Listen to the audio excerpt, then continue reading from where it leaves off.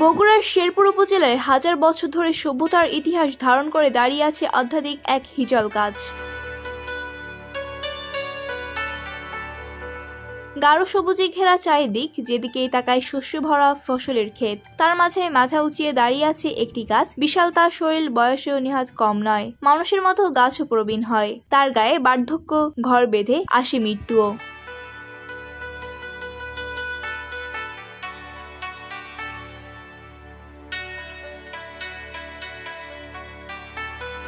বগুড়া জেলার শেরপুর উপজেলার ছুপগাছা গ্রামের এই গাছটিও বয়সের ভারে এখন প্রবীণ। কালের সাক্ষী হয়ে গাছটিকে ঘিরে জড়িয়ে আছে অনেক ইতিহাস।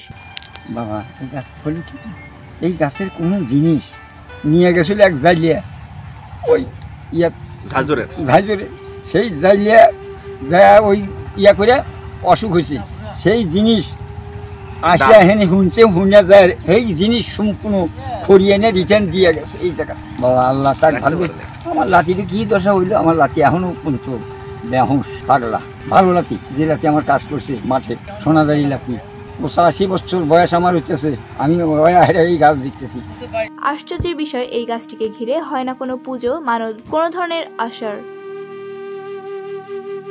আরেকটি আশ্চর্যের বিষয়, এই গাছের বিভিন্ন কাণ্ডে হাতি, অজগর সাপ, সিংহ, পাখি সহ কুমিরের ছাপও লক্ষ্য করা যায়। আমার দাদাকে জিজ্ঞেস করছিলাম যে গাছের বয়স কত। আমার দাদা বলছিল এই গাছের বয়স, সেও বলছে যে এই গাছ আমি ছোটবেলা থেকে এত বড় দেখতেছি। তাতে অনুমান করা যায় যে ৮০০,০০০-এর নিচে না, ১০০০ বছরের নিচে না, এরকম আর কেউ নিয়ে যেতে পারে না। হ্যাঁ, ডালপালা কেউ নিয়ে গেলে মানে স্বপ্নে বিভিন্ন কিছু দেখায়, যার কারণে পরে আবার ফেরত দিয়ে আসতে লাগতে হয়, এই আর কি। এমন আধ্যাত্মিক গাছ সম্পর্কে জানতে চাইলে স্থানীয় বাসিন্দারা বলেন, থেকে আমরা অনেক সময় খেলাধুলা করছি ছোটবেলাতে। স্বল্প মানুষ কিন্তু জল খেতে পছন্দ করে। আমার একজন উঠছি, আরেকজন দোল খেলেছে, এইভাবে ধরে এইভাবে দোল খাওয়াছে। হ্যাঁ, এরভাবে দোল খাইছি।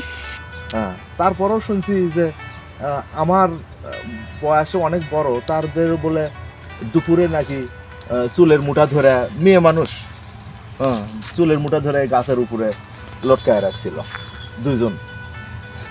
তাছাড়া এই গাছের এখানে নাপাক অবস্থায় থাকলে বা একা থাকলে মহিষের বাচ্চা বা এই সেই দেখে ওই লোক বাঁচে না, মারা যায়। তার সাথে কি হয় সে আল্লাহ পাকই ভালো জানে।